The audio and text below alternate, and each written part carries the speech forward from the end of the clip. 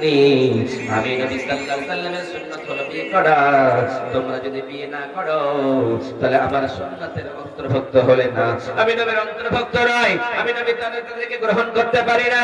অর্থাৎ বিশ্ব নবী সাল্লাল্লাহু আলাইহি ওয়াসাল্লাম বলেছেন, তোমাদের যাদের বাতের ক্ষমতা আছে, যাদের তোমাদের টাকা পয়সা আছে, তারা যারা বিয়ে করে, কারণ বিয়ে করাটা বিশ্ব নবী সাল্লাল্লাহু আলাইহি ওয়াসাল্লামের সুন্নাত।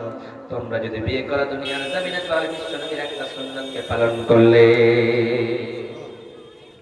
তাহলে বিয়েটা কেমন করে করবেন আপনি? বিশ্বনবী কিছু শিখায় গিয়েছেন।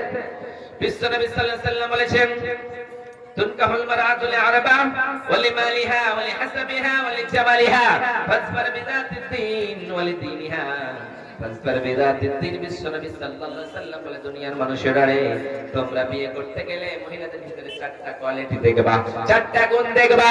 ওই চারটা গুণ তোমরা যখন দেখতে পাবা, তখন তোমরা ওই মেয়েগুলিকে বিয়ে করবা। প্রথম নাম্বার, মেয়েটার সৌন্দর্য দেখবা এবং মেয়েটার ধর্মাল দেখবা, মেয়েটার বংশ পরিচয় দেখবা এবং দিন ধর্ম দেখবা। কিন্তু সবথেকে বেশি তোমরা ওই মেয়েটার দিনের দিকে তোমরা প্রাধান্য দেবা। মেয়েটা দিনদারি কিনা, আল্লাহ ওয়ালা কিনা, এইটাই তোমরা বেশি ধ্যান দিবা। কারণ মেয়েটার ভিতরে যদি দিনদারিতা থাকে, মেয়েটার ভিতরে যদি আল্লাহ ওয়ালা থাকে, মেয়েটা যদি আল্লাহকে ভয় করে, তাহলে মেয়েটা কার্যকরী হবে, মেয়েটা ভালো হবে। আর আল্লাহকে বলে যে মেয়েটা ভয় করবে না, ওই মেয়েটা কখনোই আল্লাহ ভীরু হতে পারে না। আল্লাহকে বলে ভয় যার নেই, দুনিয়ায় সব কাজ এই লোকটা করতে পারে কি পারে না? ঈমানের পথে অবিচল থেকে আমার মরণ যেন হয়। ঈমানের পথে অবিচল থেকে আমার মরণ যেন হয়। তোমারই কাছে মিনতি আমার, তোমারই কাছে মিনতি আমার, ওগো মহামহিম দয়াময়। ঈমানের পথে অবিচল থেকে আমার মরণ যেন হয়। বেনামিতে ভাই আমার এখানে তেল 200 টাকায় মসজিদের নামে দান করে গেল। তাকে যদি সেই ভাই কোনো বিপদেতে বাঁচাইয়া নিও, খোদা দান বদলেতে আমিন আমিন। বিশ্বনবী সাল্লাল্লাহু আলাইহি ওয়াসাল্লাম বলেন, আল মুসলিম আখুল মুসলিম লা ইয়াযলিমুহু ওয়া লা ইয়াখযুলুহু ওয়া লা ইয়াহকিনুহু ওয়াত্তাকওয়া হাহুনা ওয়া ইয়াশিরু ইলা সাদরিহি সালাসা মাররাত। বিশ্বনবী সাল্লাল্লাহু আলাইহি ওয়াসাল্লাম বলেছেন, মুসলমান ভাই ভাই, তোমরা এক ভাই অন্য ভাইরে কখনোই গালি দেবা না। এক ভাই অন্য ভাইরে তোমরা কখনোই গালমন্দ করবা না। এক ভাইয়ের সঙ্গে অন্য ভাই লড়াই করবা না। এক ভাই যে কথা বলবে সেটা মেনে নিবা, কখনোই জুলুম করবে না। লা ইয়াযলিমুহু ওয়া লা ইয়াখযুলুহু, তোমরা এক ভাই অন্য ভাইয়ের উপর জুলুম করবা না, তাদেরকে তুচ্ছ মনে করবা না, তাদেরকে নিয়ে নহাস্য করবা না এবং তাদেরকে তোমরা তুচ্ছ মনে করবা না।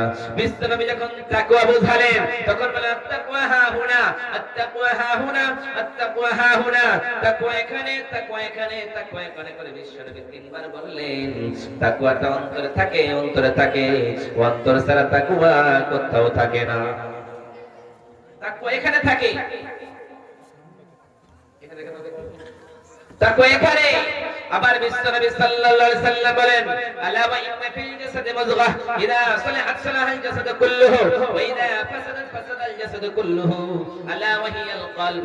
বিশ্বনবী সাল্লাল্লাহু আলাইহি ওয়াসাল্লাম বলেছেন, মানুষের অঙ্গের ভিতরে, এই দেহের ভিতরে, এই বডিটার ভিতরে এমন একটা গোশতের টুকরা আছে, ওই গোশতের টুকরা যতদিন পর্যন্ত ভালো, আপনার ওই গোশতের টুকরাটা যদি ভালো হয়ে যায়, পুরো দেহটা ভালো থাকবে। আবার ওই গোশতের টুকরাটা যদি খারাপ হয়ে যায়, পুরো দেহটাই যেন খারাপ হয়ে যাবে। ওটা হলো আলা ওয়াহিয়াল কলব, সেটা হলো অন্তর, অন্তর, অন্তর। বিশ্বনবী অন্তরের দিকে ইশারা করে বললেন, ওই অন্তরটা যদি আপনার ভালো থাকে, তাহলে সমস্ত জিনিসগুলি ভালো হয়ে যাবে। আল্লাহর দরবারে কিছুই দেখতে পাবেন না। আল্লাহ আল্লাহ আপনার চামড়া দেখবেন না, আপনি বিশাল কোটিপতি নাকি আপনার দেখবেন না, আপনি সম্পদ বালা কিনা আপনি দেখবেন, আল্লাহ দেখবেন না, আপনি বংশের ভিতরে সবথেকে সম্মানী মানুষ সেটা দেখবেন না।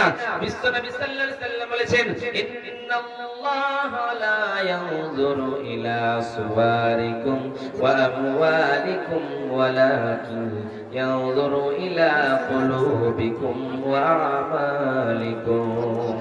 বিশ্বনবী সাল্লাল্লাহু আলাইহি সাল্লাম বলেন, আল্লাহ তোমাদের সৌন্দর্য দেখবেন না, আল্লাহ তোমাদের কামগুলি দেখবেন না, আল্লাহ সুবহানাহু ওয়া তাআলা শুধুমাত্র তোমাদের অন্তরখানা দেখবেন, এবং তোমরা দুনিয়ার জমিনে কি আমল করলা ওই আমলখানাই আল্লাহ সুবহানাহু ওয়া তাআলা পছন্দ করেন। ওই আমলটা যদি ভালো থাকে তাহলে সমস্ত কিছুই ভালো হয়ে যাবে। কিন্তু আমরা কেমন আমল, আমরা যদি রাস্তায় কোনো টাকা পড়ে পাই তাহলে আমাদের অন্তরে আল্লাহর ভয় নেই, সেই টাকাটা পকেটে ভরেনি। কিন্তু আপনার তো হতে পারে ওই টাকাটা আপনার ভাইয়ের হতে পারে, ওই টাকার জন্য আপনার ভাই আজকে অসন্তুষ্ট হতে পারে, আল্লাহর দরবারে বলতে পারে আল্লাহ আমার টাকাটাকে চুরি করে নিয়েছে। বিশ্বনবী সাল্লাল্লাহু আলাইহি সাল্লাম বনি ইসরাঈলের দুই লোকের কথা বললেন। দুইজন লোক, একজন জমি বিক্রেতা এবং অন্যজন জমি ক্রয়িতা। জমি বিক্রি করা মানুষটা এবং জমি ক্রয় করা মানুষটা, দুইজনের ভিতরে যেন এরকম ঝামেলা। একজন জমি বিক্রি করার জন্য এক ভাইকে বলল, ও ভাই জান আমার জমিগুলি তোমাকে বিক্রি করে দিলাম।